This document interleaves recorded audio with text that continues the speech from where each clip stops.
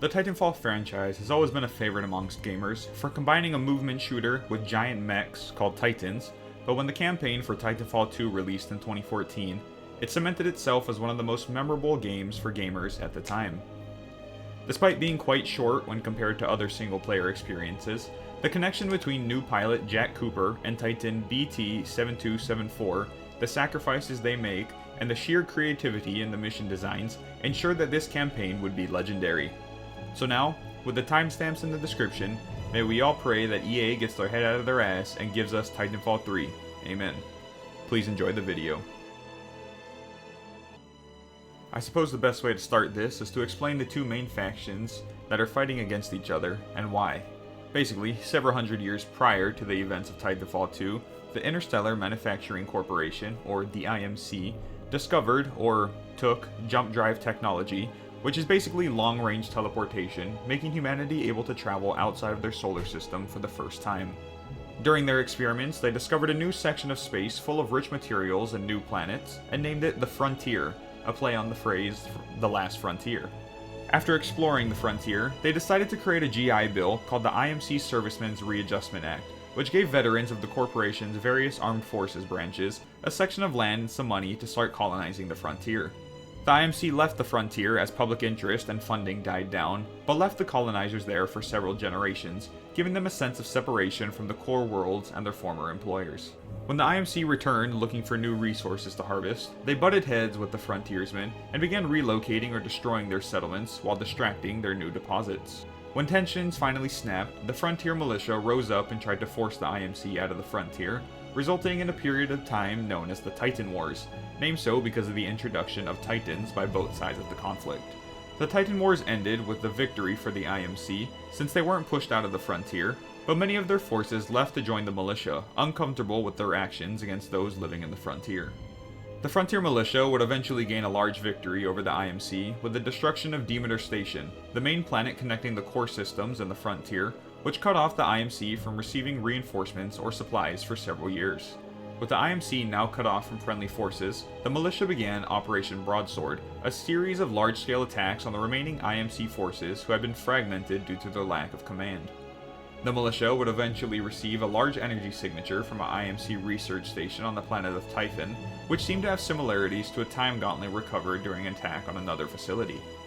To solve the situation, the militia sent Captain Eli Anderson, equipped with the time gauntlet to try and uncover the energy's origin, while a part of the 9th Militia Fleet was rerouted to the planet to conduct an assault shortly after.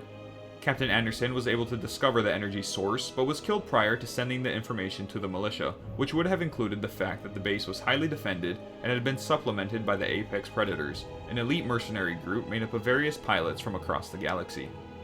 Which is where we begin our campaign and what people came here for, the Titanfall 2 plot. Aboard the flagship of the Frontier Militia's 9th Fleet, the MCS James McAllen, a young rifleman by the name of Jack Cooper is readying himself for the upcoming assault on Typhon. His waiting is interrupted by Captain Ty Lastimosa, the pilot of Vanguard-class Titan BT-7274, and Jack's self-appointed mentor and trainer in order to become a pilot. The two enter a training simulator that allows Jack to learn how to maneuver using a pilot's jump kit, a small waist-mounted jetpack that allows for advanced movements such as double jumping and wall running. When he finally reaches a comfortable stage with the kit, Jack is allowed to call down a virtual Titan, but the alarm that they are approaching their target sounds, forcing them to leave the simulation and prepare their drop pods. The approach to the planet is devastating to the MCS James McAllen, as what they thought was a lightly defended research station was actually a heavily defended base, fully staffed by IMC forces consisting of both human and robot infantry, along with Titans. The militia flagship is shot down, but most of the infantry manage to escape in either their pods, dropships, or by riding their Titans to the planet's surface. The survivors are then forced into a massive ground battle in the shadow of their burning ship, engaging and losing to the IMC infantry. Cooper manages to join in on the battle, but is attacked by an IMC Titan who kills several other riflemen before Lastimosa manages to kill it. The captain tells Cooper to hide as several Titans belonging to the Apex Predators surround them, and eventually is defeated as Cooper passes out from his injuries and the stress of the battle while hiding. Managing to stay hidden until the end of the battle, Cooper avoids several dozen IMC infantry roaming through the bodies for survivors. The following morning, BT-7274 saves Jack from scavenging wildlife and calls him over. Captain Lastimosa drops from the cockpit and transfers the command and neural link of BT to Cooper and tells him to take his jump kit and use it to complete their mission before passing away. After burying his mentor and taking his gear, Jack is instructed by BT to collect 2 Titan batteries from the wreckage of the militia ship, as his own were damaged by the Apex Predators in their previous battle. After restoring the Titan to an operational state, BT informs his new pilot that their objective is to locate and regroup with Eli Anderson, who was sent here on a recon mission about the energy source that attracted the militia, but failed to report back. His last known location is several hundred kilometers away, so the two begin the long walk to their destination. At a certain point on their journey, the Titan and pilot come across a water treatment facility where a small group of surviving militiamen have been fighting IMC forces led by Kane, one of the Apex Predators. Joining forces with the militia survivors, Jack and BT are able to lead the charge against the IMC and personally kill Kane and his modified Scorched Titan. Searching Kane's body, Cooper is able to recover his radio, which is still connected to the rest of the Predators, allowing the two to listen in on their plans. While mentioned previously, the roster of the current Apex Predators acts as mini-bosses over the course of Cooper and BT's travels across the planet Typhon while fighting against the IMC. As always, the leader and founder of the group is Cuban Blisk, a mercenary who made a name for himself during the days of the Titan Wars, where he rose through the ranks of the IMC, becoming a commander before leaving the company sometime after the destruction of Demeter Station. During his time in the IMC, he was known for always following orders to the letter, never settling for anything less, but never going beyond his orders as well. He kept this mentality during his time as a mercenary, following his contracts to the smallest detail, but never going beyond what he was paid, although he never underdelivered on the original agreement. Despite their apparent legacy as the best of the best, we, as players of the game, have little information on the rest of the Predators and their backstory, besides Ash, whose lore is expanded on in Apex Legends. The Predator's second in command was Sloan, who was a sniper prior to becoming a pilot, and gained Blisk's attention after massacring an entire plantation town during the Titan War. The first lieutenant is known only as Richter, who seemed to enjoy taking trophies from his kills, taking the ears of those he killed while cleaning up survivors of the MCS James McAllen. Dr. Ashley Reed, or Ash, was a simulacrum pilot who, despite her lack of military background, had quickly risen to one of Blisk's best pilots. She was originally a scientist who was contracted by the Predators to assist in the heist of a new energy source, but was mortally wounded during said heist, and requested to have her mind transferred into the simulacrum body. Ash was the one who originally damaged BT-7274 and killed Captain Lastimosa during the militia invasion of Typhon. The fifth member of the group was Kane, a mentally deranged veteran of the Titan and Frontier Wars who is described as being unhinged, unpredictable, and having an extreme drug habit. Last but not least was the sixth member, Viper, whose signature is his customized North Star class Titan that had been modified for continuous flight and high mobility. Despite leaving behind the militia survivors after helping them secure the water treatment facility, Cooper and BT are still several hundred kilometers away from Anderson's last known location. Using his map and scans of the planet, BT takes note of a supposedly abandoned facility that would cut down on their travel time significantly if they cut through. Cooper agrees to the shortcut, and the two attempt to enter, but are confronted by another Apex Predator, Ash. She has transformed the facility into a factory that pumps out simulations of militia houses to practice assaulting for the IMC infantry. BT is briefly captured by one of the large claws of the facility, forcing Cooper to chase after him, and managing to free him just before the Predator personally confronts the two of them. Her death triggers a dead man switch connected to explosives hidden through the factory, setting them off and destroying the facility. Managing to escape the collapsing area, BT and Cooper finally arrive at Captain Anderson's last known location, a ruined research base that seems to have been abandoned far longer than possible, considering how recently the energy spike originated here.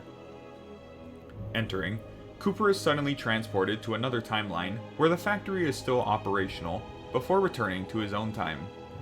BT sensors indicate that there are temporal anomalies caused by the fluctuating energies in the area, likely caused by whatever destroyed the area with a large energy spike.